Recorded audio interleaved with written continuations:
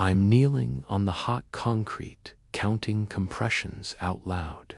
27, 28, 29. Lydia Kempthorne, our HOA president, coughs up chlorinated water and what smells like an entire afternoon's worth of Chardonnay onto my flip-flops. The paramedics sprint through my side gate just as she blinks awake, sees my hands on her sternum, and whispers hoarsely, "Get him off me." 10 minutes later, while they strap her into a gurney I paid for via HOA dues, she points a trembling finger at me and says with venom in her voice, "That man assaulted me." The neighbor kids stop licking popsicles. The siren starts somewhere. A wind chime judges us both. My name is Ethan Corcoran. I work in payroll software by day, and I swim laps in my backyard pool by dusk. I live in Blue Heron Meadows, a development in Sequoia Bend, where the mailboxes all match and the bylaws read like a novella about beige. My house backs onto the greenbelt, which Lydia calls a runway because she does power walk inspections. There with a clipboard and a megaphone like she's directing troop movements, I keep to myself. I mow, swim, grill, wave at neighbors. Lydia keeps to everyone else's business. It started with letters, certified letters, no less, arriving like clockwork every week. Your pool umbrella is a shade detectable from space. One read, complete with a satellite image she'd somehow obtained. Another stated with absolute seriousness, "Your swimsuit is non-compliant, tropical." She'd taken a photo of me swimming and circled my swim trunks in red marker because they had a palm tree pattern. She photographed my pool vacuum and filed a complaint, calling it an unauthorized aquatic serpent that violated the aesthetic harmony of the neighborhood. She once measured my deck chairs while I was at work and left a citation for Shaw's lounge immodesty. Apparently, the backrest angle exceeded 30, which he claimed created visual pollution. The citation included a protractor, reading, and 3 witnesses' signatures. When I installed a lock on my side gate for some basic privacy, she declared gates aesthetic barriers that disrupted the community flow. She snipped my padlock with bolt cutters, leaving the pieces on my doormat with a note saying, "For inspection purposes." I found her on my patio twice, both times claiming to search for what she called a community lizard named Trevor. When I pointed out that lizards don't belong to the HOA, she wrote me up for interfering with wildlife management. Then came what she called the safety audit. Lydia and 2 board members spent an entire afternoon leaning over my fence with a pool skimmer pole, claiming they needed to test water depth for liability purposes. One of them took photos. Another one brought a clipboard and measuring tape. It was like living next to a nosy Coast Guard station run by someone with a Pinterest account and way too much time on her hands. On a blistering Saturday afternoon, I'm marinating chicken on my grill when I hear a splash, then a scream that turns into gurgling. I sprint outside, and there's Lydia in my deep end, fully clothed, stilettos doing some kind of underwater jazz routine. I dive in without thinking, haul her to the steps. She's not breathing. Her lips are blue. I start CPR, compressions, and breaths, counting like the Red Cross taught me at that mandatory workplace training. My neighbor Dale vaults the fence, calls 911, puts me on speaker so the dispatcher can pace my compressions. We work together, Dale counting with me, both of us terrified. After what feels like forever, we get a weak pulse. Lydia hacks, water spilling from her mouth, Her eyes focus on me, and then I swear on everything holy. She slaps my face hard. The paramedics arrive, take over, and I step back, shaking and soaking wet. I expect maybe a grudging thank you, or at least acknowledgement. What I get instead is Lydia, announcing in a raspy but determined voice that she be pressing charges for non-consensual contact. She repeats this to the paramedic, then to the responding officer, then to my disbelieving lawn flamingo.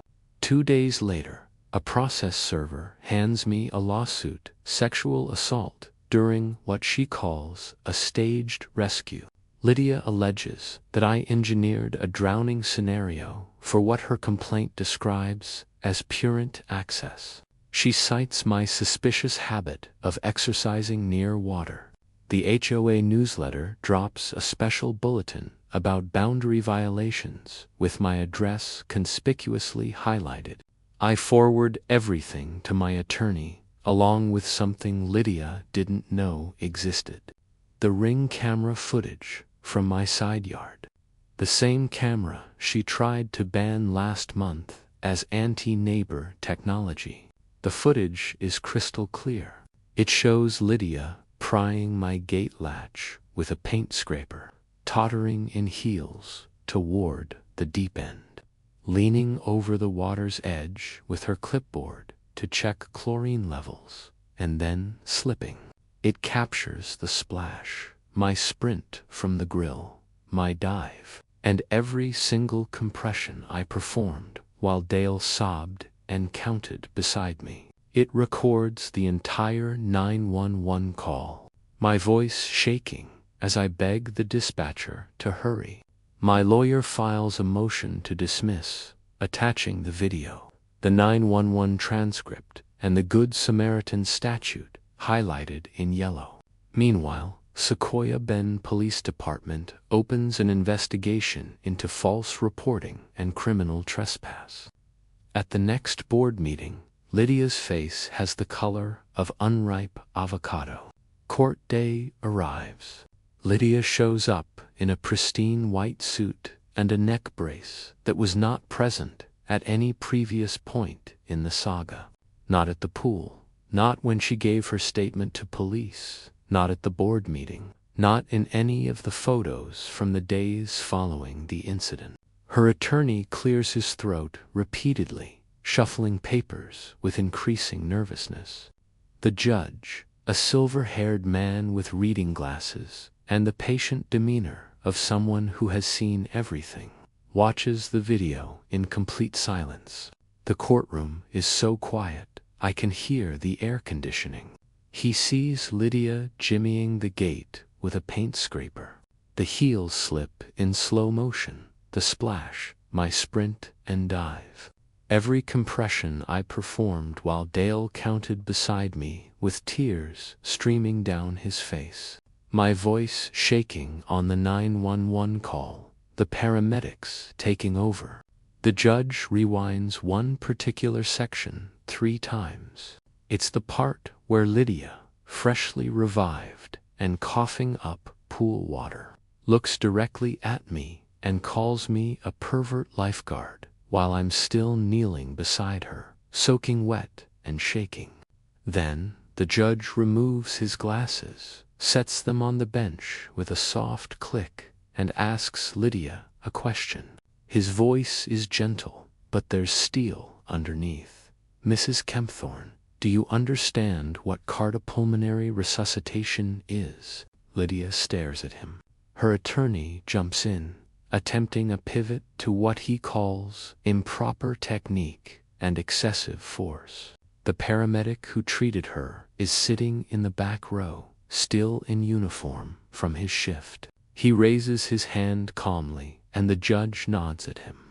Your Honor, I'm Michael Torres, the primary paramedic on scene that day. I need to state for the record that Mr. Corcoran saved this woman's life. His form was textbook perfect. His compression depth, his hand placement, his counting rhythm, all of it. Without his immediate intervention, Mrs. Kempthorne would have died. That's not an opinion. That's medical fact. The courtroom is silent. Someone in the gallery coughs. The judge dismisses the suit with prejudice, which means she can never refile it. He refers Lydia for sanctions and attorney's fees. Then he strongly suggests she read the Good Samaritan law that's engraved on the courthouse plaque in the lobby. Code enforcement, invited by my attorney, steps forward and hands Lydia citations for criminal trespass, vandalism of the gate lock, and conducting unauthorized property audits without homeowner consent. The fines total $8,000. Then the HOA's insurance company declines coverage for her personal lawsuit, citing intentional misconduct. The board members who stood with her at my fence during that so-called safety audit suddenly remember urgent appointments elsewhere. The HOA holds an emergency vote 3 days later. The meeting room is packed.